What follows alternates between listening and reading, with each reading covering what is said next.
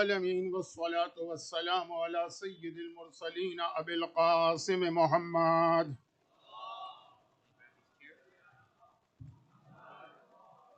وآله الطيبين الطاهرين المعصومين الذين أذهب الله عنهم الرجس وطهرهم تطهيرا.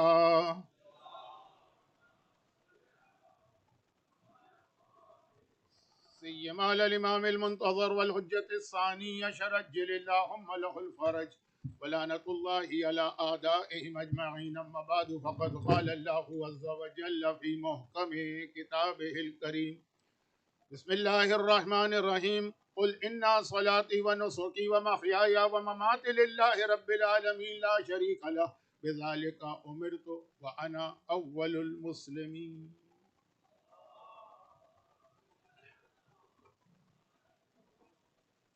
1448 ہجرہ کے ایام اعظم میں پہلے عشرے کی آج یہ 7ویں مجلس ہے، اور یہ مجلس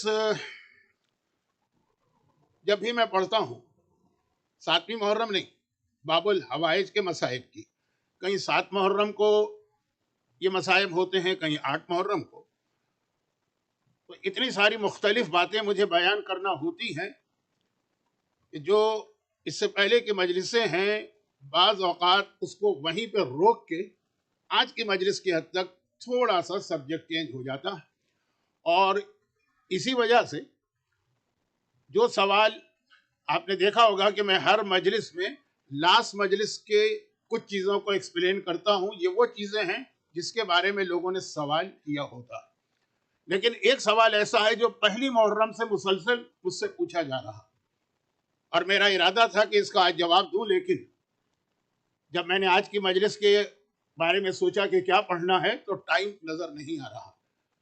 صرف ایک اعلان کر رہا ہوں کہ آج جو کیو این اے سیشن ہے اس میں پہلا سوال میں وہی لے کے آ جاؤں گا۔ یہ میں اس لیے کہہ رہا ہوں کہ کم سے کم 40 سے 45 آدمیوں نے 40 to 45 یہ سوال پوچھا ہے، ایک آدمی کا سوال نہیں، اور وہ ہے کہ زیارت عاشورہ ہم پڑھتے ہیں روز، تو آپ نے تو پہلی مجلس میں ذرا سا ہم کو ڈسکریج کیا تھا، بس یہ میں نے اس لیے کہا کہ اتنا زیادہ پریشر پڑ رہا تھا، اور مجھے یہ بھی معلوم ہے کہ اس مجلس کے بعد بہت سے لوگ دوسری مجلس میں شرکت کے لیے چلے جائیں گے، تو ان سے گزارش یہ ہے کہ میرا اندازہ ہے کہ کیو این اے سیشن یقیناً ان کی ویب سائٹ پر یا یوٹیوب چینل پہ کچھ دیر تو رہے گا، وہاں سن لیجیے گا۔ ان صلاتی و نسکی و محیایا، اس کا خلاصہ یہ تھا کہ اسلام کس چیز کا نام ہے۔ مولا کائنات نے نہج البلاغہ کے آخر میں اسلام کی ایک ڈیفینیشن بیان کی۔ اچھا، نہج البلاغہ کے آخر میں ایک اور حدیث بھی ہے، وہ بھی میں ابھی کوٹ کروں گا کیونکہ وہ میرے آج کے ٹاپک کا اگلا حصہ ہے۔ ٹوٹل سرنڈر، مکمل اپنے آپ کو اللہ کے حوالے کر دو، اپنے آپ کو سبمٹ کر دو، وہی کرو جو اللہ تم سے چاہتا ہے۔ ایک جملہ یہاں پہ کہہ رہا ہوں اس لیے کہ یہ ایک اور مجلس بنے گی کل کی یا شاید آخری مجلس، اور وہ یہ کہ اس کے لیے ٹوٹل سبمیشن، اس کے لیے یہ ضروری ہے کہ آدمی کے پاس اتنی نالج تو ہونا کہ اس ٹائم پر اللہ ہم سے کیا چاہتا ہے، کیونکہ ہر وقت پہ نماز بھی اللہ ہم سے نہیں چاہتا، ہر ٹائم پہ روزہ بھی اللہ ہم سے نہیں چاہتا، ہر ٹائم پر اطاعت والدین بھی اللہ ہم سے نہیں چاہتا۔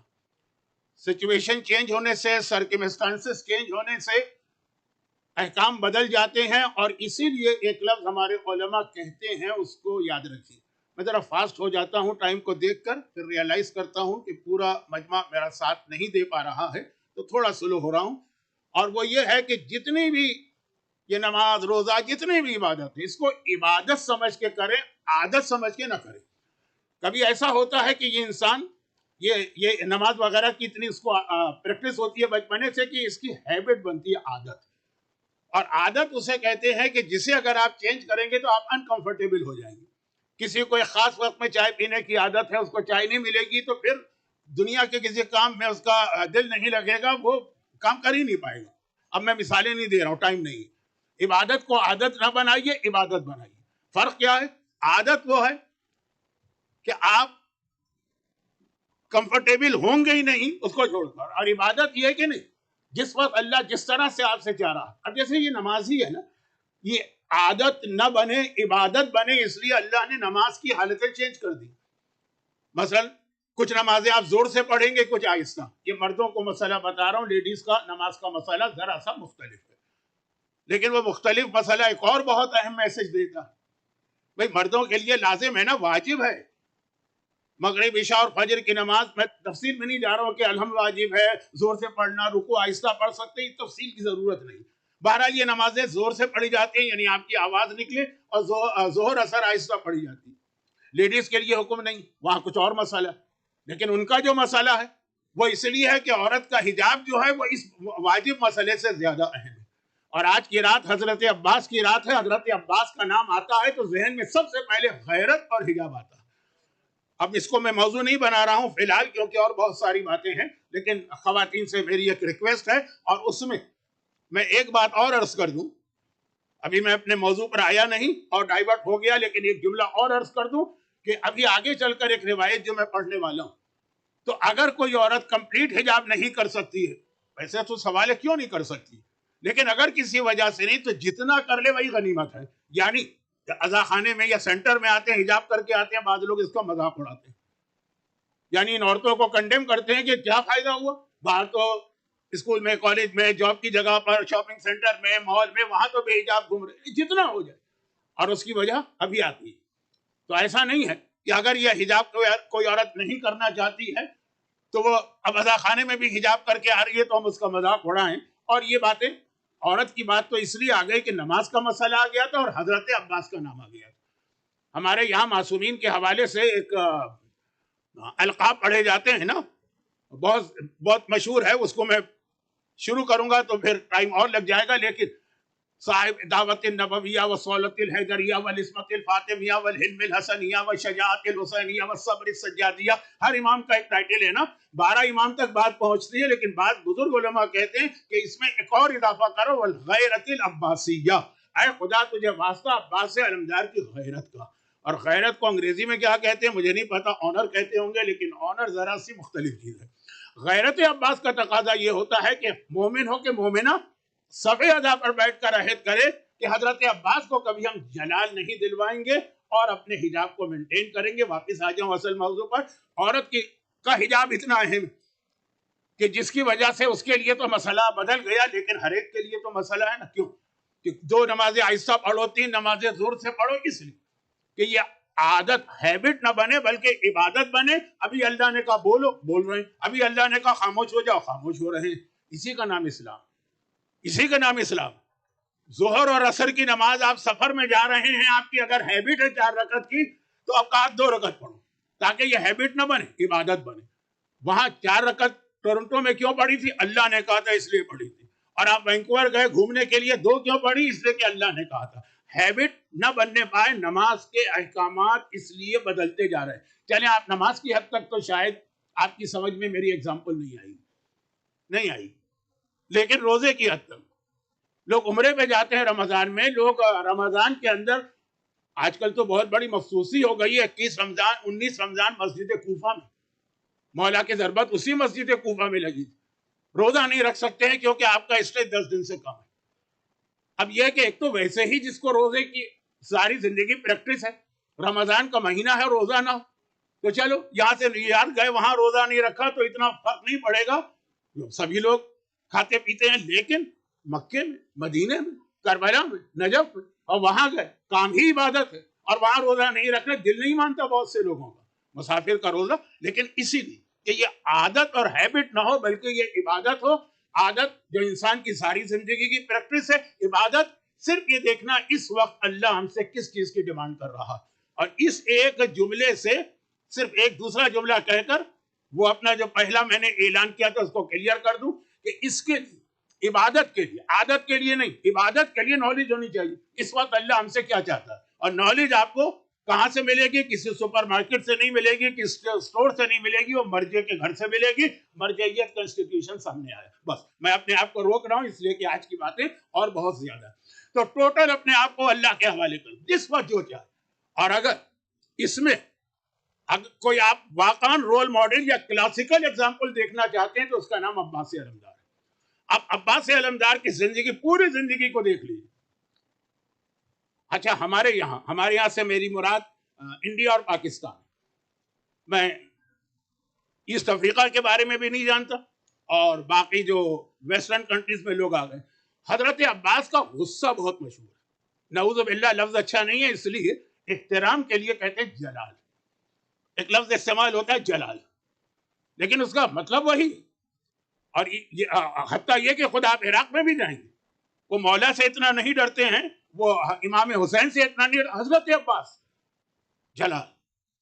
حتیٰ یہ کہ صدام کے زمانے کے کتنے واقعات ہیں کہ اس کے ظالم ترین بادشاہ بھی آپ علی کا اور حسین کا واسطہ دیتے رہے، مذاق اڑائیں گے، عباس کا نام لیں گے دم سے، ظالم جو اس کے سپاہی تھے.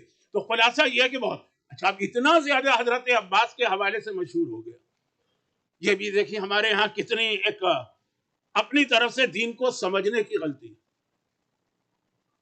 ایک صاحب آئے کہنے لگے کہ مولانا میری بیٹی شادی شدہ ہوگی، بہت مصیبتیں پریشانیاں، تو کسی نے مجھے مشورہ دیا ہے کہ تم نے اس کا نام زینب رکھا ہے، نام چینج کر لو. زینب نام کا مطلب ہی مصیبتیں ہوتی ہیں. اتنا اچھا نام، اتنا برکت والا نام، جو مولا اپنی بیٹی کا نام رکھے، لیکن کہا نہیں جب زینب نام ہوگا نا تو میرا بیٹا بیمار رہتا ہے، لوگوں نے کہا نام بدل لو، تم نے اس کا نام سجاد رکھا. سجاد کا مطلب ہی بیماری. عباس، اب میرا بچہ بہت ہائپر ہے، بہت ہائپر ہے، ذرا سی بات پہ غصہ کرتا ہے، لوگوں نے کہا تم نے غلط نام رکھا ہے، نام چینج کرو، عباس نام نہیں رکھو، اس کا نام عباس ہے. دیکھیں کیسی حماقت اور نان سینس اور بے وقوفی والی باتیں چل رہی ہیں. لیکن اس کے اندر بات میں جناب زینب اور چوتھے امام کی طرف نہیں لے جانا چاہ رہا، جناب عباس کا جلال.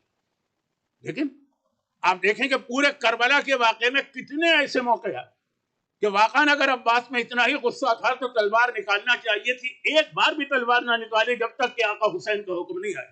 جیسا حکم آیا عباس نے مانے. اس کو کہتے ہیں ٹوٹل سرنڈر، ٹوٹل سبمیشن. جناب عباس کے حالات آگے چل کے میں بتاؤں گا.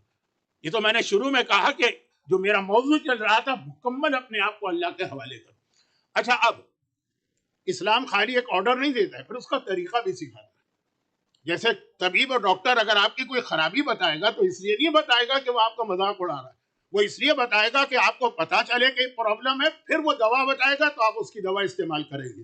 تو اب یہاں پر اسلام نے کہا کہ اللہ کے حوالے کر دو. اور پھر پہلے سے ایک بات بتا دیں کہ اگر تم اپنے آپ کو ٹوٹل اللہ کے حوالے کرو گے تو اس کے لیے تمہارے اندر ایک کوالٹی ضرور ہونی چاہیے، اس کے بغیر تم سبمیشن کر ہی نہیں سکتے، اور وہ ہے پیشنس اور ٹالرنس، جسے عربی میں صبر کہتے ہیں.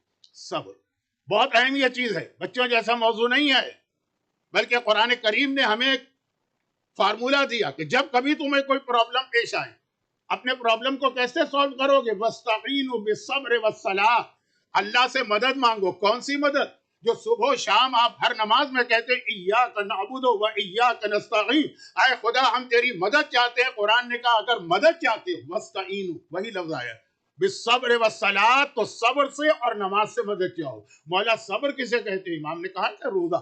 امام نے اس کی یہی تفسیر کی نا کہ صبر کا مطلب روزہ، لیکن روزے کے علاوہ بھی صبر بہت ضروری چیز ہے، اس کے بغیر آپ کا پرابلم سالو نہیں ہوگا. مولا نے نہج البلاغہ کے آخر میں ایک فارمولا اور دیا، اور مولا فرماتے جو ہم اہل بیت سے محبت کرتا ہے، جو ہم اہل بیت سے محبت کرتا ہے نا، تو اسے ایک اسپیشل ڈریس اپنے لیے تیار کرنا چاہیے. مختلف جگہوں کے لیے مختلف ڈریس استعمال کیے جاتے ہیں نا. کوئی سمندر میں جاتا ہے تو الگ ہے، کوئی اسکوبا ڈائیونگ کرتا ہے تو الگ ہے، کوئی جہاز سے چھلانگ لگاتا ہے تو الگ ہے، کوئی کسی فیکٹری میں کام کرتا ہے تو الگ ہے. ہر جگہ کا ڈریس. جو اہل بیت سے محبت کرتا ہے وہ ایک اسپیشل ڈریس تیار کرے. اچھا، اب یہ کس چیز سے بنا ہوگا؟ جیسے اگر کوئی ایسی جگہ کام کر رہا ہے جہاں آگ لگنے کا خطرہ ہے تو فائر پروف ہونا چاہیے. سمندر میں جا رہا ہے تو واٹر پروف ہونا چاہیے. اہل بیت سے محبت کرتے ہیں تو کون سا ڈریس تیار کرو؟ کہا صبر کا ڈریس تیار کرو. جب تک کہ تمہارے جسم پر صبر نہیں ہوگا تم اہل بیت سے محبت کر ہی نہیں سکتے. کرو گے لیکن وہ محبت جو ہے نا وہ مکمل نہیں ہو پائے گی، کیونکہ ہمارا چاہنے والا روزانہ ڈیلی کسی نہ کسی پرابلم میں مبتلا ہوگا، کبھی دشمن کی طرف سے، کبھی اس کے پرسنل پرابلم. تو یہ جو بہت اہم قرآن کریم شارٹیسٹ سورے کے اندر پورے قرآن کی سمری آ گئی. ایک ایسا سورہ ہے کہ پورے قرآن کی 6232 آیتیں، 6232 آیتیں اور 114 سورے اور 30 پارے، ان سب کی سمری ایک سورے میں آ گئی، وَالْعَصْرِ إِنَّ الْإِنسَانَ لَفِي خُسْرٍ إِلَّا الَّذِينَ آمَنُوا وَعَمِلُوا الصَّالِحَاتِ وَتَوَاصَوْا بِالْحَقِّ وَتَوَاصَوْا بِالصَّبْرِ، کہ جب تک کہ صبر نہیں ہوگا نہ ایمان رہے گا اور نہ ہی عمل صالح رہے گا، تو یہ اس کے بغیر انسان اللہ کے حکم کو مان بھی نہیں سکتا، دنیا کی ٹونٹنگ کا نشانہ بنیں گے آپ، ہر طرف سے مذاق اڑایا جائے گا۔ اور یہاں پر صبر کے حوالے سے ایک بات مجھے عرض کرنا ہے، اور وہ یہ کہ اس میں ایک چیز یاد رکھیں۔ اچھا، حضرت عباس کا صبر، میرا موضوع تو یہ تھا، اور لیکن میں دیکھ رہا ہوں کہ شاید ٹائم میرے ہاتھ سے نکل جائے تو جملہ ابھی سے کہہ دوں کہ اصل میں حضرت عباس کا صبر، لیکن اس سے پہلے رک کے ایک بات سنیے، اور وہ یہ، چلیں میں اپنی اب تک کی مجلس کو بھول جاتا ہوں، آپ بھی بھول جائیے۔ اب اس وقت سے میری مجلس شروع ہو رہی ہے، اس کا میں ٹاپک دے دوں، do you want to become a millionaire, اور if yes how to become a millionaire. Millionaire بھی اب کم ہے نا، اب تو ملینر بھی بہت ہو گئے، بلینر پہ چلے جائے گی، اور اس کا ایک اصول ہے، اور وہ اصول یہ ہے۔ اچھا، اب یہ ملینر اور بلینر کس حساب سے؟ یہ اس حساب سے ہے کہ ایک تو ہوتا ہے دنیا میں پیسے آنا، اور ایک ہوتا ہے آخرت میں پیسے آنا۔ یہاں کے ملین یا بلین بیکار ہیں کیونکہ وہ چھوڑ کر ہی جانا ہوں گے۔ مولا نے کہا نا کہ تم تو پیسہ بس جمع کر رہے ہو بعد والوں کے لیے، لیکن آخرت کا جو ملینر اور بلینر ہے۔ اب آ جائیے، کبھی کبھار آدمی کو ایک چیز چوز کرنا ہوتی، دو آپشن میں سے ایک آپشن لینا ہوتا ہے، دنیا کا پیسہ چاہیے یہاں ملینر بننا ہے، کہ وہاں کا پیسہ چاہیے وہاں ملینر بننا۔ ملینر تو میں اس لیے کہہ رہا ہوں کہ کوئی ٹی وی شاید پروگرام آتا تھا، ورنہ بلین اور ٹریلین پہ آپ جائیے، یہاں یا وہاں، کبھی آدمی کو چوز کرنا مشکل ہوتا ہے۔ تو پھر کیا کرے گا آدمی؟ یہ سوچے گا زیادہ ضرورت مجھے کہاں۔ بہت ہی مشہور ایک روایت ہے جو میں بہت پڑھتا رہتا ہوں، ٹائم نہیں ہے کہ میں پوری تفصیل بتاؤں، خلاصہ یہ کہ بنی اسرائیل میں بہت ہی غریب فیملی تھی، لیکن بہت ہی پوائس بھی، تمام واجبات پہ عمل کر رہے ہیں، ہر حرام سے بچا رہے ہیں، تقوی کے اعلیٰ ترین اسٹینڈرڈ پر ہیں، لیکن باہر حالت بہت خراب ہے ان کی، اور وہ مسلسل دعا مانگ رہے ہیں، دعا نہیں چھوڑی، مسلسل۔ معصوم نے کہا نا کہ دعا کا مطلب ہے تم کسی کے دروازے کو نوک کر رہے ہو۔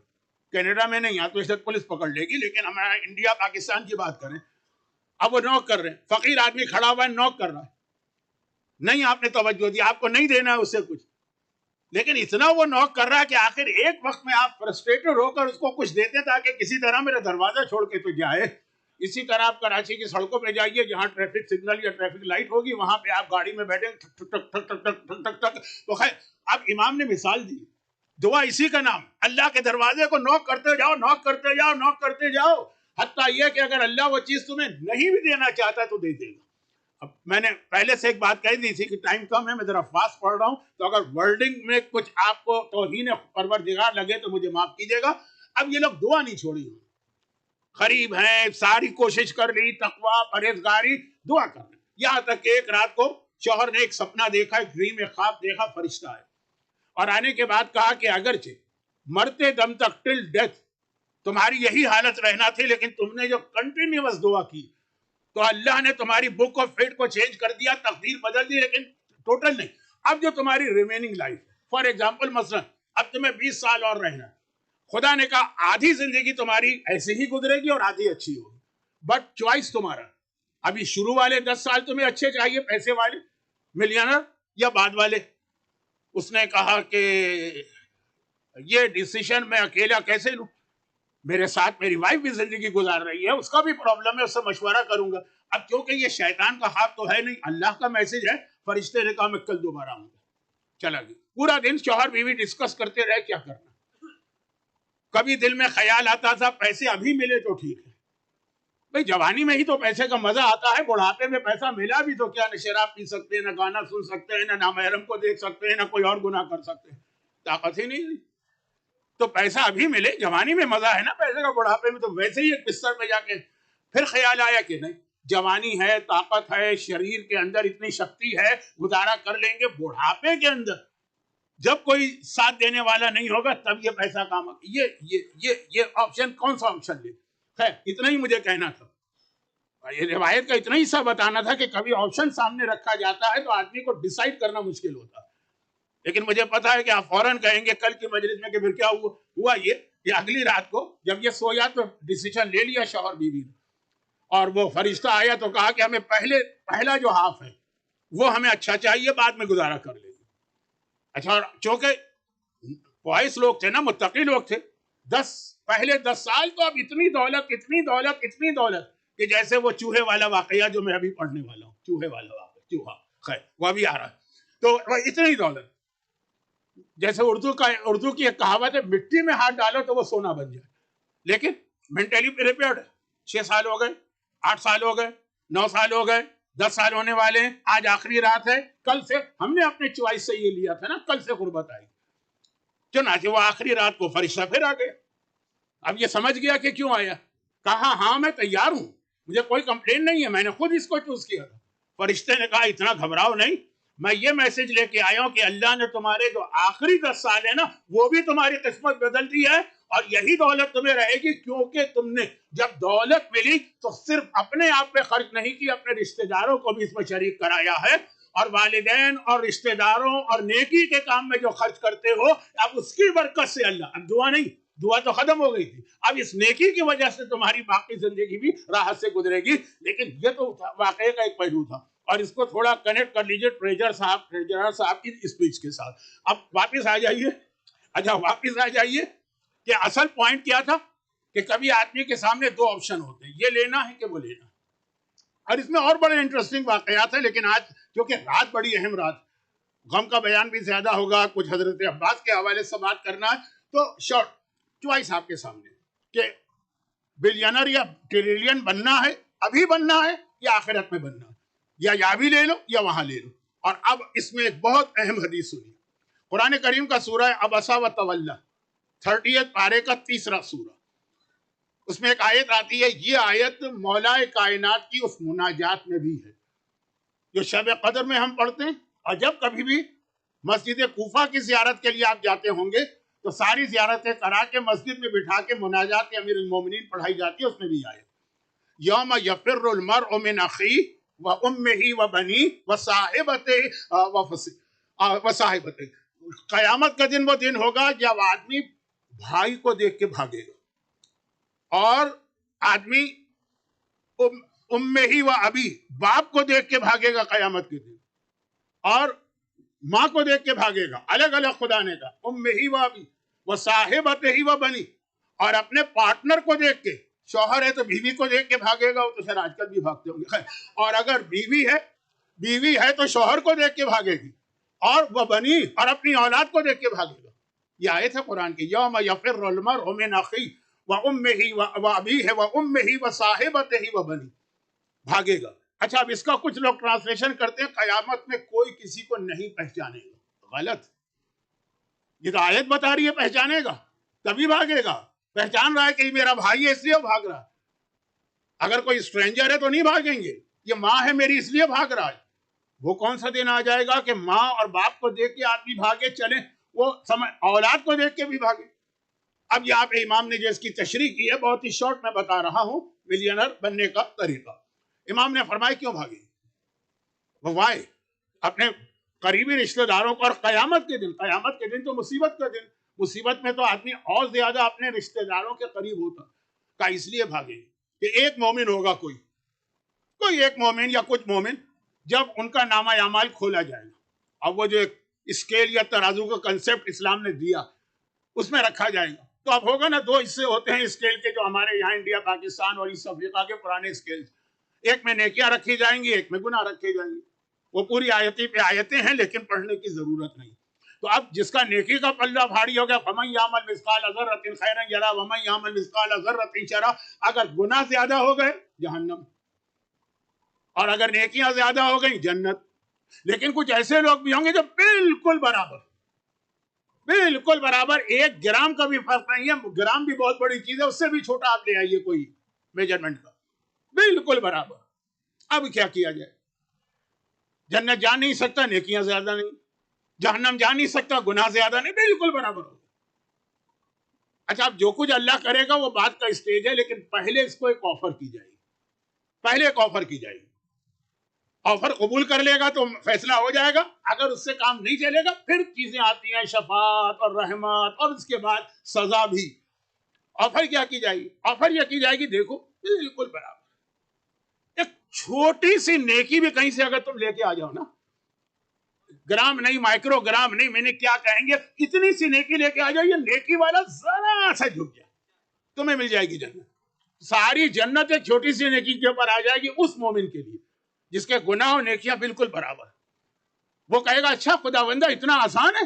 ارے پورا کٹم میرا بھرا ہوا ہے میدان قیامت میں، وہ میری ماں کھڑی ہے، وہ میرا باپ کھڑا ہے، وہ میرا بھائی کھڑا ہے، وہ میرا بیٹا کھڑا ہے، وہ میری بیٹی کھڑی ہے، بڑی محبت کرتے تھے، بڑی دنیا میں مجھے خدمت کرتے تھے. مجھے یہ وہ نہیں ہے جو والدین کو نرسنگ ہوم میں داخل کرا کے آئے، واقعاً خدمت کی ہے. ارے اتنی سی نیکی تو کسی سے بھی مانگوں گا مل جائے گی. کہا جائے گا جاؤ جاؤ مانگو، جا کے لے کر آ جاؤ، فیصلہ ابھی ہو جائے گا. پھر عرض کروں کہ اگر نہیں ہوا تو پھر اور دوسرے مرحلے ہیں، وہ کبھی الگ سے سنیے گا، موت اور برزخ پر میرا عشرہ. تو ابھی وہ بات ہو رہی ہے بہت ایزی لگا. یہ کیا بڑی بات، کوئی بڑی نیکی بھی اللہ نہیں مانگ رہا ہے، چھوٹی سی معمولی سی نیکی. اب یہ گیا تھا حساب کتاب دینے، اب سب قیامت میں دیکھ رہے ہیں. اس کی فیملی تو پہچان رہی کہ ابھی یہ گئے. ہوتا ہے نا امیگریشن کاؤنٹر میں، آپ نے دیکھا ہوگا 3-4 دوست اب وہ گئے، اس کے بعد ہماری باری آئے گی، پھر ہماری باری آئے گی. سب دیکھ رہے ہیں یہ گیا اور واپس آیا. واپس آنے کا مطلب یہ ہے کہ نیکی مانگنے آیا، ورنہ تو واپس نہیں آتا. واپسی کا مطلب ورنہ تو وہاں تو وہی امیگریشن کی طرح کہ نکلے تو نکلو، یا جنت میں جاؤ یا جہنم میں. واپس کیوں آ رہا ہے؟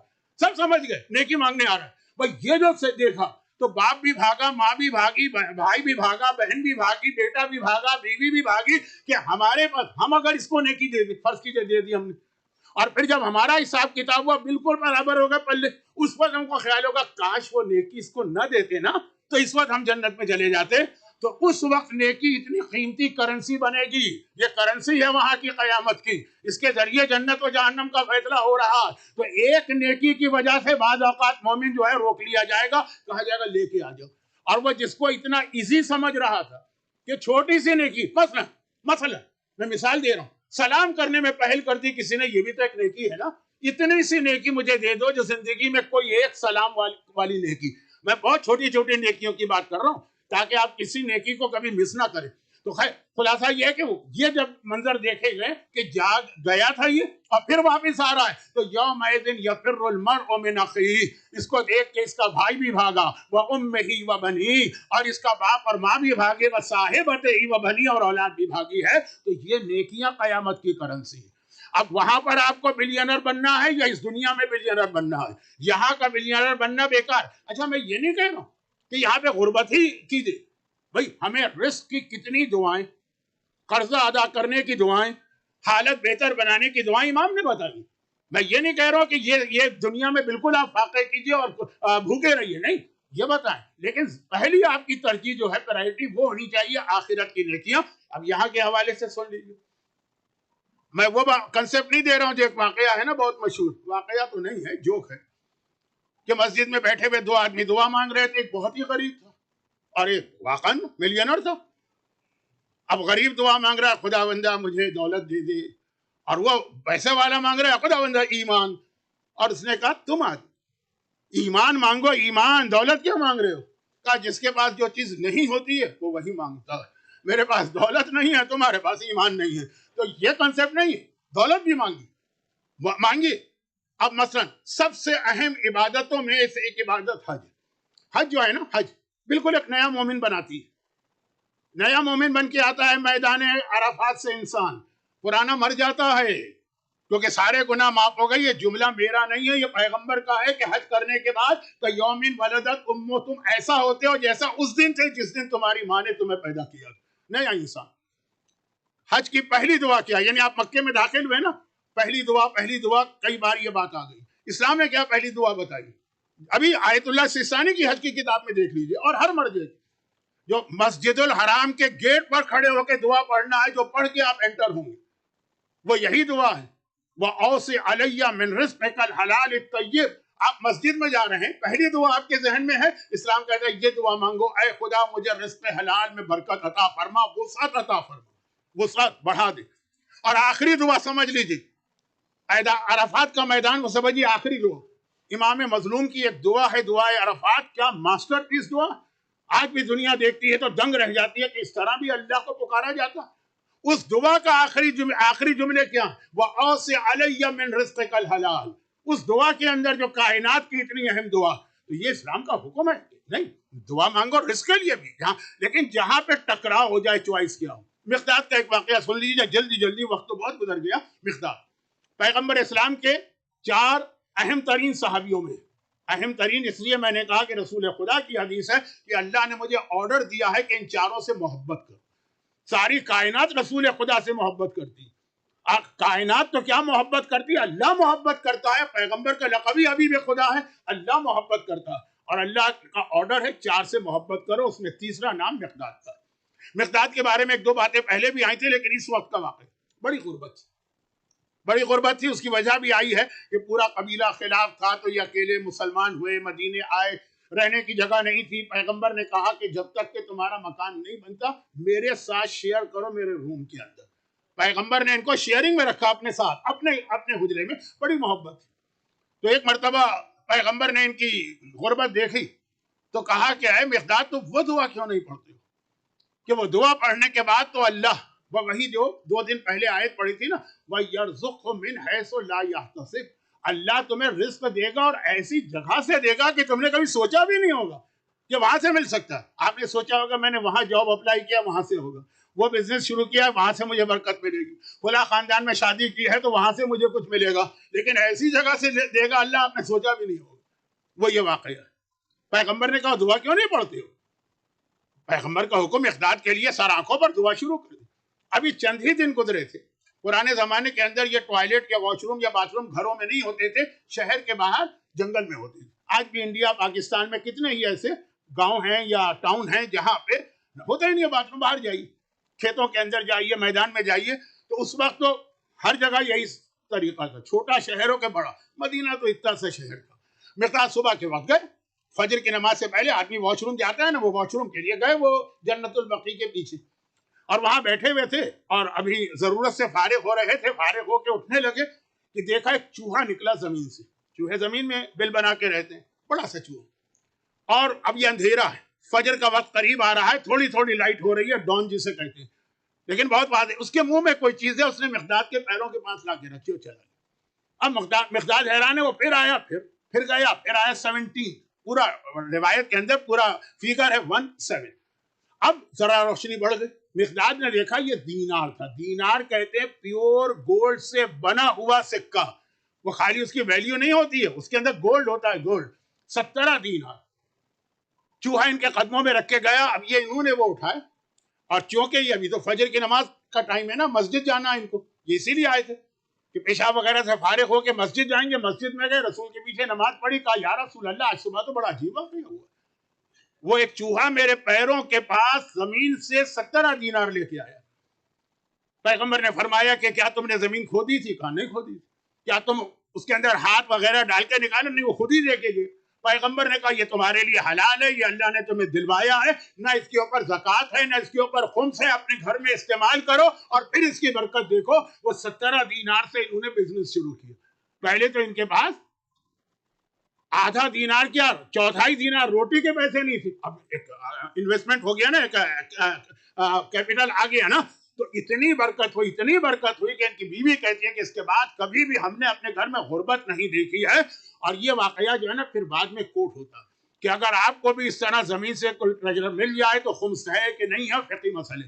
اب سوال یہ ہے کہ دعا کیا، کیونکہ میرا موضوع دعا نہیں، میرا موضوع تو یہ واقعہ تھا کہ جی وہ پیغمبر نے کہا کہ بھائی تم کیوں نہیں دعا مانگتے اپنی حالت اچھی ہونے کی. لیکن اگر میں آگے وہ دعا نہ بتاؤں گا تو پھر آپ حضرات کم از کم 50 سوال تو کریں گے، اور دعا بہت چھوٹی سی. پیغمبر نے صرف یہ کہا تھا ماشاء اللہ لا قوت الا باللہ. اچھا اب یہ یاد کیجئے گا یہ کون سی دعا. چھٹے امام کی ایک حدیث ہے نا کہ مجھے حیرت ہے اس مومن پر جسے اللہ نے 4 آیتیں دی ہیں، جن میں سے ہر آیت جو ہے اس کا ایک بینیفٹ ہے، اور مومن یہ آیتیں نہیں پڑھتا اور کمپلین کرتا ہے. اور پہلی یہی آیت تھی کہ مومن رزق کی کمپلین کرتا ہے، غربت کی کمپلین کرتا ہے، جبکہ قرآن میں یہ آیت آئی ہے ماشاء اللہ لا قوت الا باللہ. اور امام بتا رہے ہیں کہ اس کا رزق سے کیا تعلق ہے. یہ سورہ کہف کی آیت. سورہ کہف وہ سورہ ہے جس کی شروع کی 5 آیتیں آقا حسین کے کٹے سر نے بازار کوفہ میں تلاوت کی. اس میں آگے چل کے آیت کے فوراً بعد اللہ کہتے ہیں ماشاء اللہ لا قوت الا باللہ فعسى ربی ان یؤتینا خیرا. یہ میں پڑھوں گا تو یقین ہے کہ اس کی وجہ سے اللہ مجھے دولت عطا کرے گا. یہ وہی اعلان ہے، ہاتھ کے ہاتھ جہاں آیت ہے وہیں پہ یہ اعلان ہے. چھٹے امام نے بھی یہ بتایا. بلکہ آپ کو یاد ہوگا ایک بہت مشہور عمل ہے امام زمانہ کا کہ مشکلات میں یا فتاح والا عمل کیا کرو. مفاتیح الجناح میں نماز فجر کے اعمال میں لکھا ہے. میرے پاس ٹائم نہیں ہے، میرا تو پتہ نہیں کیسے میں مجلس آج مکمل کر پاؤں گا. تو خلاصہ یہ ہے مفاتیح ان بڑے عالم کا واقعہ ہے نا کہ جو انتہائی پریشانی میں تھے اور پھر امام زمانہ کے خیمے میں پہنچے اور امام نے ان کو ایک دعا بتائی جو یا فتاحوں سے شروع ہوتی اور اس کے اندر یہ آیت آئی ہے. اسی دعا کے اندر یہ آیت بھی ہے. تو رسول خدا نے مقداد کو یہ آیت بتائی.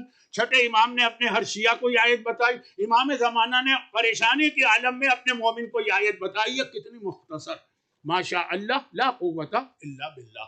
اب یہ کیوں بتایا جا رہا کہ اسلام پسند نہیں کرتا کہ ہم غربت میں ہی زندگی گزاریں، لیکن اگر کبھی چوائس ہو کہ یہ یہاں لو تو وہاں لو، تو آخرت کے اندر ایک چھوٹی سی نیکی بھی اتنی کام آئے گی آپ کے، اور جتنی نیکیاں کریں گے سمجھیے فوراً آپ کے اکاؤنٹ میں، بینک اکاؤنٹ میں ہوتا ہے نا کوئی آپ کو پیسے دیتا ہے تو پہلے تو 2 دن لگتے تھے، 4 دن لگتے تھے اس کے اندر آنے میں، اب تو فوراً سیکنڈوں میں آ جاتا ہے. ادھر نیکی کریں گے آپ کا آخرت کا اکاؤنٹ بڑھ گیا، اور نیکی کریں گے آخرت کا اکاؤنٹ بڑھ گیا. تو ٹوٹل سبمیشن اللہ کا ہو تو سوال یہ کہ کیوں؟ وائی؟ اس لیے کہ یہ چھوٹی سی نیکی عورت نے اپنے 2 بال چھپا لیے اور قیامت میں جو اس کا اکاؤنٹ چل رہا ہے، اس وقت اللہ نے اکاؤنٹ کھولا ہوا ہے. قیامت کے بینک میں ہر ایک کا ایک اکاؤنٹ کھلا ہوا ہے، اس میں کریڈٹ سائڈ بھی ہے، اس میں ڈیبٹ سائڈ بھی ہے. ہماری ڈیبٹ سائڈ ہے زیادہ بھر رہی ہے، لیکن جو چھوٹی سی نیکی کرے اسی وقت اس کے اندر وہ جمع ہو جائے گی اور قیامت میں ملے گی. اور اس کی بہترین مثال نہیں، یہ لفظ یہاں پہ مجھے اچھا نہیں لگ رہا، لیکن اس کی ایک اہم ترین مثال ہمارے سامنے خود عباس علمدار. عباس علمدار کا لقب ہے باب الحوائج. باب الحوائج، باب الحوائج کا مطلب کیا ہوتا ہے؟ جس کے دروازے پر ہر حاجت پوری ہو جائے. دوسرا لقب ہے باب المراد، جس کے دروازے پہ ہر مراد پوری ہو جائے. یہ عباس، پہلے تو یہ سمجھ لیجئے کہ عباس ہیں کون. عباس کا قد کتنا زیادہ تھا، ہائٹ ہر ایک کو معلوم ہے. اور عباس کا چہرہ کتنا نورانی تھا. بنی ہاشم ویسے ہی عرب میں سب سے خوبصورت مانے جاتے ہیں، اور اس بنی ہاشم میں عباس کا ٹائٹل تھا قمر بنی ہاشم. یہ بنی ہاشم کا چاند ہے، جو آلریڈی اتنا خوبصورت قبیلہ ہے اس کے چاند ہے. لیکن پھر اگر آپ ایک اور حدیث کو اس سے ملائیں تو اور زیادہ سمجھ میں آتا ہے عباس کے فزیکل فضائل. روحانی تو اپنی جگہ ہیں، فزیکل فضائل. پیغمبر کی ایک بہت ہی مشہور حدیث ہے، ایک نہیں، 1 2 3 4 ریفرنس تو میرے سامنے اس وقت اہل سنت علماء کی کتابوں کے آ رہے ہیں. کیا حدیث ہے؟ من ارادہ ان ینظرہ. اچھا، صرف پہلا لفظ جو ہے نا، ایک حدیث میں من ارادہ ہے، ایک میں من احبہ. ترجمہ کیا ہے کہ جو یہ ارادہ کر رہا ہے، جس کی یہ انٹینشن ہے، یا جو یہ پسند کرتا. اب کیا باقی حدیث ایک جیسی، ان ینظرہ الی اسرافیل فی ہیبتہ ومیکائیل فی رتبتہ وجبرائیل فی جلالتہ وآدم فی علمہ ونوح فی فہمہ وابراہیم فی خلتہ ویعقوب فی حزنہ ویوسف فی جمالہ وموسیٰ فی ہیبتہ وایوب فی صبرہ ویحییٰ فی زہدہ ویونس فی ورعہ وعیسیٰ فی عبادتہ فَلْيَنْظُرْ إِلَى وَجْهِ عَلِيِّ ابْنِ أَبِي طَالِبٍ.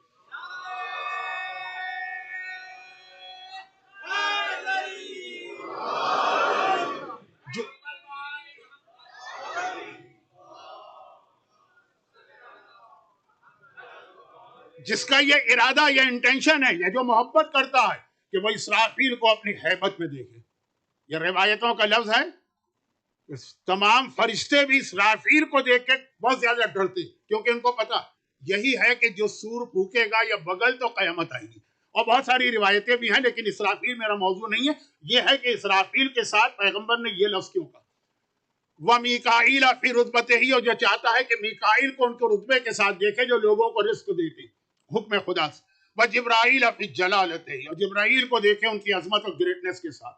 آدم کو دیکھے ان کے علم کے ساتھ، نوح کو دیکھے ان کے فہم کے ساتھ، ابراہیم کو دیکھے ان کی دوستی کے ساتھ، موسیٰ کو دیکھے ان کی ہیبت کے ساتھ، ایوب کو دیکھے ان کے صبر کے ساتھ، یعقوب کو دیکھے ان کے غم کے ساتھ، یوسف کو دیکھے ان کے حسن و جمال کے ساتھ. یحییٰ کو دیکھے ان کے زہد کے ساتھ، یونس کو دیکھے ان کی پرہیزگاری کے ساتھ، عیسیٰ کو دیکھے ان کی عبادت کے ساتھ، تو وہ علی کے چہرے کو دیکھے. اور عباس کے بارے میں روایت ہے کہ عباس شبیہ علی ابن ابی طالب تھے. یعنی عباس کو دیکھنے کا مقصد ہے کہ جبرائیل کا چہرہ دیکھا، اسرافیل کا چہرہ دیکھا، میکائیل کا چہرہ دیکھا، آدم کو دیکھا، نوح کو دیکھا، ابراہیم کو دیکھا، موسیٰ کو دیکھا، ایوب کو دیکھا، یعقوب کو دیکھا، یوسف کو دیکھا، یحییٰ کو دیکھا، یونس کو دیکھا، اور حضرت عیسیٰ کو دیکھ لیا.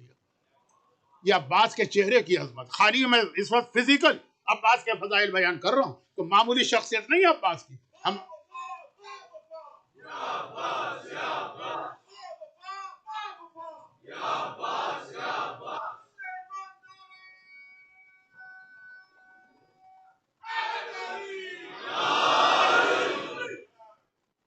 اب یہ عباس کیونکہ ہمارے یہاں حضرت علی اکبر کے لیے بہت مشہور ہے، صحیح مشہور، شبیہ ہے رسول خدا، شبیہ. حضرت عباس کے اس پہلو پہ نگاہ کم جاتی ہے، مگر یہ تو حضرت عباس کی ظاہری خصوصیات بھی ہیں جو فزیکل اپیئرنس ہے اس کے اندر، اور بھی کئی چیزیں، ٹائم اس وقت اب نہیں رہا.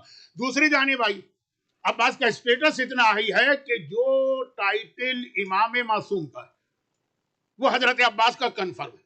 اب آج کل بعض علماء، بعض ذاکرین اپنی طرف سے باب الحوائج کی ایک لسٹ بناتے ہیں کہ یہ بھی باب الحوائج، یہ بھی باب الحوائج، وہ ہوں گے سب، لیکن روایتوں میں صرف دو کے بارے میں آیا ہے. ایک ساتویں امام ہے باب الحوائج، اور ایک عباس علمدار ہے باب الحوائج.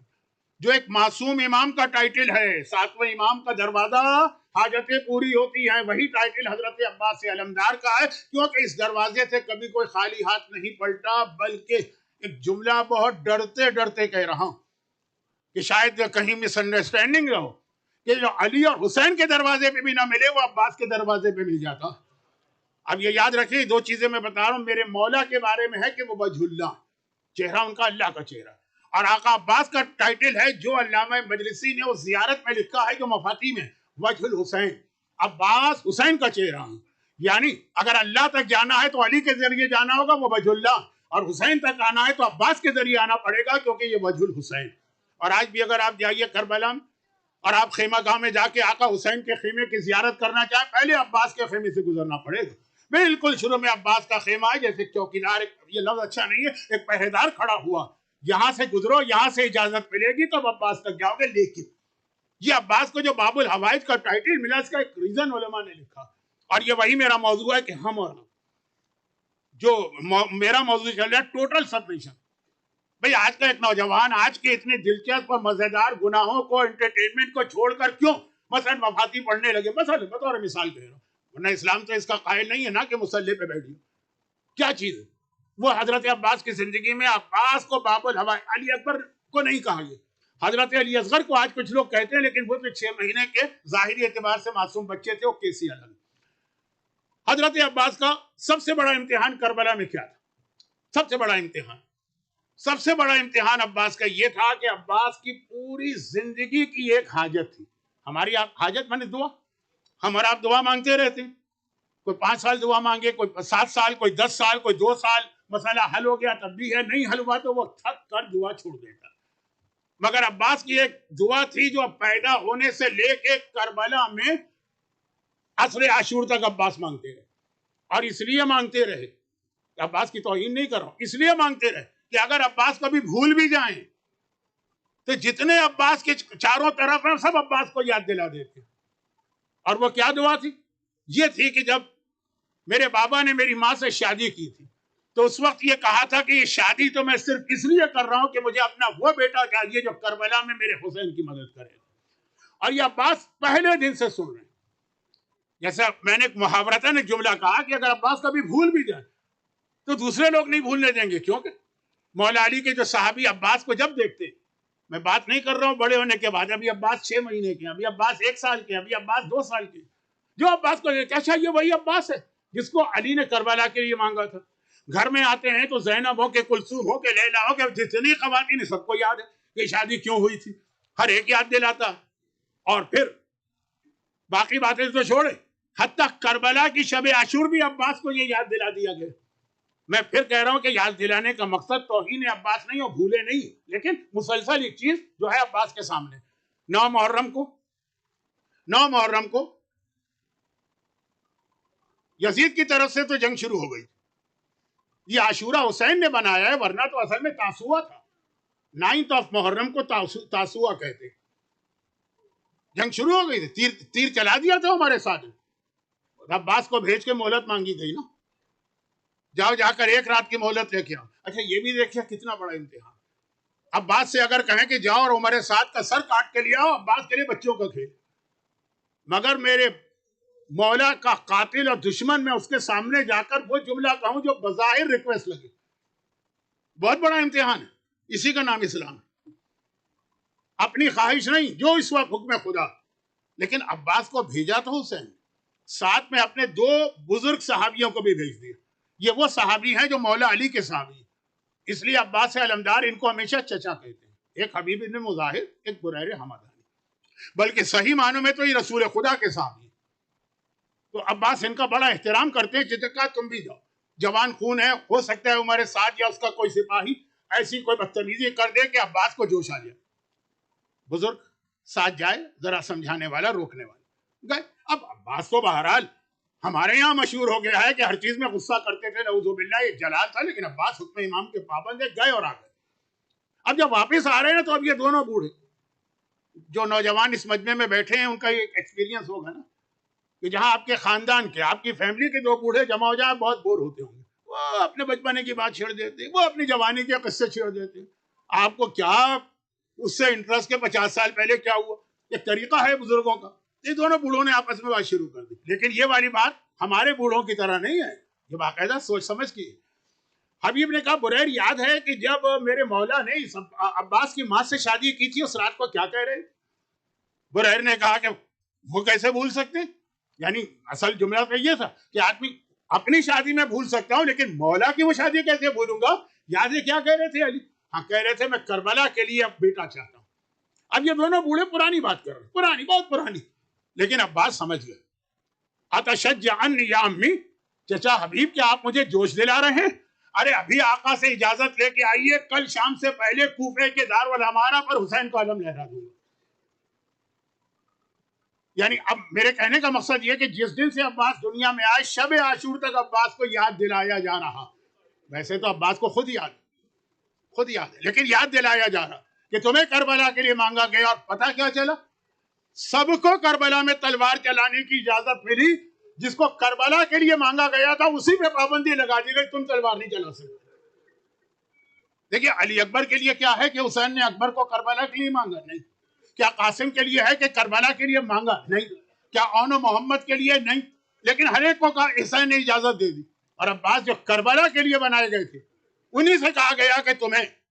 عباس کی کب سے تمنا تھی کہ وہ وقت آئے جس کے لیے میرے بابا نے اللہ سے دعا کی تھی اور میری ماں سے شادی کی تھی، تو میں تلوار چلا کے دکھاؤں کہ میں علی کا وارث ہوں، اور کہ تم تلوار نہیں چلا سکتے.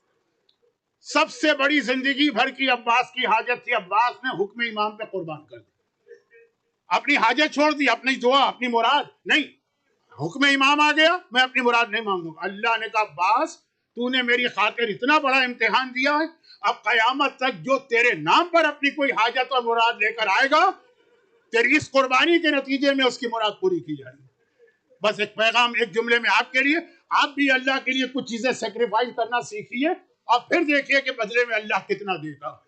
اور عباس دیکھیے، یہ بہت بڑا عباس کا امتحان. بنی ہاشم کے جتنے نوجوان ہیں نا، ان سب کو تلوار چلانا کس نے سکھائی؟ ان سب کو جنگ کی ٹریننگ کس نے دی؟ یہ سب عباس کی گود کے کھیلے ہوئے. عباس نے ان کو پالا ہے، عباس کی گود کے پالے ہوئے. چاہے اکبر ہو، اکبر کو بھی عباس نے ہی پالا بھی ہے، تلوار چلانا بھی سکھائی. چاہے وہ قاسم ہو، چاہے وہ اون ہو، چاہے وہ محمد ہو. بنی ہاشم کا جو بچہ بھی اس ایج پر پہنچتا تھا عباس کی شاگردی میں دیا جاتا تھا. اور عباس یہ منظر دیکھ رہے کہ صبح سے پہر ہو گئی، میری گود کے پالے ہوئے میرے اپنے چھوٹے، میرے اپنے شاگرد وہ تو جا رہے ہیں مقتل میں، میرا کام صرف ان کے لاشیں اٹھانا، مجھے اجازت نہیں مل رہی. چنانچہ تاریخ میں یہ ہے کہ جب مولا نے علی اکبر کو بھیجا، سب سے پہلا کربلا کا شہید ہے، یہ کل میں بتاؤں گا، یعنی بنی ہاشم کا پہلا شہید. تو سب سے پہلے عباس گئے تھے کہ مولا پہلے مجھے جانے دیجیے. کہا نہیں عباس، تم تو میرے لشکر کے علمدار، تمہیں کیسے جانے دوں گا؟ اب جو شہزادہ جاتا ہے پہلے عباس آتے ہیں، مولا مجھے اجازت دیجیے. حسین وہی جواب دیتے ہیں تم میرے لشکر کے علمدار. یہاں تک کہ ایک وقت میں عباس نے تڑپ کے کہا مولا اپنی گود کے پالوؤں کے لاشیں نہیں اٹھائے جا رہے. مولا کیسے ان کے لاشیں اٹھاؤں, مجھے جانے دیجیے. نہیں عباس تم میرے لشکر کے علمدار. پھر وہ وقت آ گیا سپہر کا کہ جب میرے مولا نے یہ جواب دیا عباس تم میرے لشکر کے علمدار ہو, تو عباس نے پلٹ کے کہا لیکن مولا وہ لشکر رہا کہاں, وہ لشکر رہا کہاں جس کا میں علمدار ہوں. میرے تو سارے سپاہی کوثر کے کنارے میرا انتظار کر رہے ہیں. مولا نے کہا نہیں عباس تو میرے بابا کی بھی نشانی ہو, تو میں نہیں جانے دوں گا. اب سنیے عباس ہر ایک کی حاجت پوری کرتے ہیں. اس وقت عباس کی حاجت کون پوری کرے وہ بھی سن لیجیے. آقا نے عباس تم میرے بابا کی نشانی تو میں نہیں جانے دوں گا. عباس بڑی مایوسی کے عالم میں اس خیمے میں آئے جو آج بھی خیمہ گاہ میں بالکل شروع میں موجود ہے, کہ ایک بار ننھی سکینہ آ گئی. اور ننھی سکینہ آنے کے بعد کہتی ہے چچا یہ بچے میرے پاس ابھی آئے تھے اور کہہ رہے تھے کہ تم مشکل کشا کی پوتی ہو, پیاس بہت بڑھ چکی ہے, کیا کہیں سے پانی کا انتظام نہیں کر سکتی. چچا میں نے ان سے وعدہ کر لیا کہ میں پانی لا رہی ہوں. دیکھیں ایک تو ہوتا ہے نا کہ امید دلائی ہے, دیکھو میں کوشش کرتی ہوں, نہیں میں نے وعدہ کر لیا, اور یہ وعدہ تیرے بھروسے پہ کیا. مجھے پتا ہے کہ میرا چچا پانی لا سکتا ہے, میں نے بچوں سے وعدہ کر لیا. ایک جملہ اور سن لیجئے جو مجھے شب عاشور پڑھنا تھا لیکن اب میں ابھی پڑھ رہا. اور یہ وعدہ خالی سکینہ نے نہیں کیا, اور یقین کے ساتھ. میں نے کہا نا ہوتا ہے نا کہ آپ ایک کام کر دو, آپ کہتے ہیں ٹھیک ہے کوشش کریں گے, نہیں یقین. عباس پہ یقین ہے سکینہ کو, لیکن اس سے پہلے شب عاشور کا یقین بھی دیکھ لیجیے. شب عاشور کے مصائب میں ایک جملہ آتا ہے, میرے استاد پڑھا کرتے کہ آدھی رات کے بعد یہ ساری بیویاں زینب کبریٰ کے خیمے میں آئیں, اور آنے کے بعد کہا شہزادی ہم کل کے جہاد کے لیے تیار ہیں. ہر ایک اپنی اولاد کو تیار کر رہی ہے, بس ہمیں فکر و پریشانی صرف اپنے حجاب کی ہے کہ ہمارا حجاب کل محفوظ رہے گا کہ نہیں. زینب نے بیویوں سے کہا بھی آتی, اور سیدھا عباس کے خیمے میں گئی. عباس گھبرا کے کھڑے ہو گئے. شہزادی آپ نے کیوں زحمت کی, غلام کو بلایا ہوتا. زینب نے کہا عباس تم میرے چھوٹے بھائی ہو, بہن تو بھائی کے پاس آتی ہے, اور اس لیے آئی کہ اس وقت بیویاں مجھ سے کہہ رہی ہیں کہ ان کے حجاب کا کیا ہوگا. میرا جواب تیرے جواب پر ہے. عباس نے ایک بار ہاتھ جوڑ کے سر جھکا کے کہا شہزادی جب تک آپ کا عباس زندہ ہے کسی بیوی کی چادر کو کوئی ہاتھ نہیں لگا سکتا. لیکن اب کیا ہوا, اب ہوا کیا زینب نے پلٹ کے بیویوں سے یہ کہا کہ جب تک میرا عباس زندہ ہے, نہیں یہ نہیں کہا. زینب نے یقین کے ساتھ کہا بیویوں بے فکر ہو جاؤ, علی کی بیٹی تم سے وعدہ کرتی ہے, تمہاری چادریں محفوظ ہیں. کیونکہ اب یہ زینب کو یقین ہے کہ اس دنیا میں تو کوئی پیدا نہیں ہوا جو عباس کو مار سکے. وہ زینب کا یقین تھا کہ یقین کے ساتھ وعدہ کیا, یہ سکینہ کا یقین تھا. چچا میں نے بچوں سے وعدہ کر لیا ہے. عباس نے ایک مرتبہ کہا کہ سکینہ بیٹی میں تو ابھی پانی لے آؤں لیکن آقا اجازت نہیں دے رہے. اب سکینہ کا وہ امتحان شروع ہوا. ایک بار کہا چچا اتنی سی بات, آج تک بابا نے میری بات ٹالی نہیں ہے, آئیے میں آپ کی سفارش کرتی ہوں. دنیا بھر کی حاجتیں عباس پوری کرے, عباس کی حاجت ہو تو سکینہ پوری کرے. عباس خوشی کے عالم میں سکینہ کو لے کے حسین کے خیمے میں گئے. حسین امام وقت ہیں, حسین امام معصوم ہیں, کچھ کہنے کی ضرورت پیش نہیں آئی. دیکھا عباس سکینہ کو لے کے آ رہے ہیں, سمجھ گئے کہ عباس کیوں آ رہے ہیں. کہا عباس اب میں تمہیں نہیں روکوں گا, اب میری سکینہ نے سفارش کر دی. لیکن پلٹ کے شاید سکینہ کو دیکھا ہو اور ایک جملہ کہا ہو, سکینہ بیٹی ابھی چچا کی سفارش کر رہی ہے, بعد میں یہی چچا بہت یاد آئے گا جب تماچے لگ رہے ہوں گے, جب کوڑے پڑ رہے ہوں گے, یہی چچا بہت یاد آئے گا. عباس کو اجازت مل گئی, اور عباس بہت جلدی میں کیوں, کہیں ایسا نہ ہو کہ اجازت واپس لے لی جائے, اس لیے فوراً گھوڑے پہ سوار ہو کے چلنے لگے. اب وہی ہوا. حسین نے کہا عباس کہاں جا رہے ہیں, رک جاؤ. گھبرا گئے عباس, کیا حکم واپس ہو رہا ہے. مولا آپ نے تو اجازت دی ہے. کہا وہ اجازت میں نے دی, مگر تم مقتل نہیں جا سکتے جب تک کہ زینب سے اجازت لے کے نہ جاؤ. اللہ 55 برس کی بوڑھی بہن جس نے 34 سال کے بھائی کو بچوں کی طرح پالا, اس کے سامنے عباس پہنچا اور ہاتھ جوڑ کے کہا شہزادی اب مجھے بھی مرنے کی اجازت دی۔ زینب نے سر سے پیر تک عباس کو دیکھا، کہا عباس جب مجھے بابا یاد آتا تھا تو میں تیرا چہرہ دیکھ لیا کرتی تھی، لیکن جاؤ میں تمہیں نہیں روکوں گی کیونکہ نانا کے دین کے لیے زینب ہر قربانی دینے کو تیار، جاؤ۔ بس جاتے جاتے ایک بات سن لو، ایک دن کوفے میں بابا کے پاس بیٹھی تھی، بابا کی نگاہ میرے ہاتھوں پہ پڑی، بابا رونے لگے۔ میں نے گھبرا کے پوچھا بابا باپ تو بیٹیوں کو دیکھ کے خوش ہوتے ہیں، آپ رو رہے ہیں؟ کہا زینب یہی شہر جس میں تو آج شہزادی بن کے بیٹھی ہے نا، اسی شہر میں قیدی بنا کے لائی جائے گی، سر پہ چادر نہیں ہوگی، ہاتھوں میں رسیاں ہوں گی۔ بابا کی بات پہ یقین تو تھا لیکن دل میں خیال آیا جس بہن کا ایک بھائی ہو کوئی اس کی چادر پہ ہاتھ نہیں ڈالتا، میرے تو 12 بھائی اور عباس جیسا میرا بھائی ہے، لیکن عباس اب جب تم جا رہے ہو زینب کو یقین ہو گیا وہ وقت آ گیا ہے کہ چادر بھی چھنے گی، رسی بھی بندھے گی، اور عباس چلے۔ اب کیا جہاد بیان کروں مشکل کشا کے بیٹے کا، وارث کا؟ عباس چلے۔ ایک جملہ بعض علماء پڑھتے ہیں، تاریخ میں مجھے نہیں ملا لیکن بالکل صحیح ہوگا، عباس چلے چونکہ عباس دریا کی طرف جا رہے تو پوری 30,000 کی فوج نے عباس کو گھیرے میں لیا، اور عباس تلوار چلا رہے ہیں، یا بعض علماء نے لکھا حسین نے تلوار دی ہی نہیں تھی، نیزہ دیا۔ فضا در خیمہ پر کھڑی دیکھ رہی ہیں عباس کا جہاد۔ آواز دی شہزادی زینب جب میں آپ کو آپ کے بابا کے حالات سناتی تھی کہ آپ کا بابا خیبر میں کیسے لڑا، احد میں کیسے لڑا، تو آپ پوچھا کرتی تھی کہ کاش میں بھی وہ منظر دیکھتی آنکھوں سے۔ آئیے در خیمہ پر، آج عباس جنگ نہیں کر رہے، یہ خیبر میں حیدر کرار جہاد کر رہے ہیں، اور مختصر یہ کہ پورے لشکر کو چیرتے ہوئے فرات کے کنارے گئے۔ با وفا عباس پیاسا رہا، پانی ہاتھ میں ضرور لیا، یہ بتانے کے لیے کہ دیکھو پانی پہ ہمارا قبضہ ہے، لیکن پھر پانی پھینکا واپس آ۔ اور ادھر خیمے کے دروازے پہ سکینہ نے بچوں کو جمع کیا ہوا، سارے بچوں سے کہا کوزے لے کے آؤ، میرا چچا وعدہ کر کے گیا ہے، آج تک میرے چچا نے اپنا کوئی وعدہ توڑا نہیں ہے۔ اب بچوں کو عباس تو نظر نہیں آ رہے، 30,000 کا لشکر ہے، علم نظر آ رہا ہے، سب کی نگاہیں علم پر ہے۔ دیکھا علم گیا، دریا تک گیا، واپس آنے لگا۔ اب بچے خوش ہو رہے ہیں کہ ایک بار دیکھا کہ یہ علم جو ہے رائٹ سائڈ پہ اس طرح جھکا جیسے گرنے والا، یہ عباس کا سیدھا ہاتھ کٹ گیا۔ بچوں کے دل دھڑکے، علم سنبھل گیا۔ تھوڑی دیر اور گزری، دیکھا کہ یہ علم بائیں طرف جھکا، پھر بچے پریشان ہوئے، علم سنبھل گیا۔ پھر دیکھا علم آگے بڑھا اور ایک بار علم زمین کربلا پہ گرا۔ عباس کی آواز آئی آقا علیکہ منی السلام، میرا آخری سلام لے لو۔ حسین نے کمر پکڑ کے کہا الان انکسر ظہری، عباس تم نہیں مرے، حسین کی کمر ٹوٹ گئی۔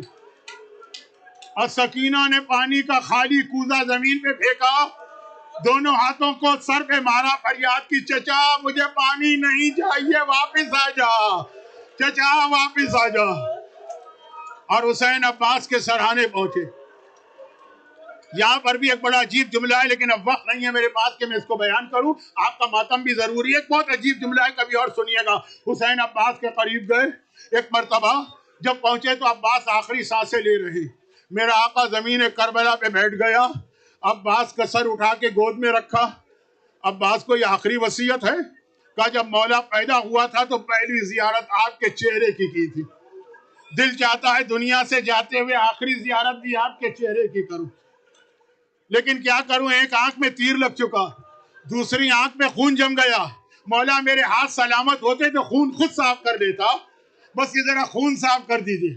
حسین نے ابا کے دامن سے عباس کی آنکھ سے خون صاف کیا، عباس کی آخری نگاہ حسین پہ پڑی، عباس دنیا سے رخصت ہوئے، حسین نے علم اٹھایا، سیدھا خیمہ گاہ میں آئے، زینب کے حوالے یہ علم کیا، زینب یہ علم سنبھالو، میرا عباس مارا گیا، اب میں جا رہا ہوں۔ زینب نے کہا بھیا ذرا ٹھہر جا، میں ابھی آتی۔ زینب یہ علم لے کر سہنے خیمہ میں آئی، آواز دی اے کلثوم، اے لیلا، اے فروا، اے رباب، ذرا یہاں تو آنا۔ ساری بیوی آ گئی، شہزادی کیا بات ہے؟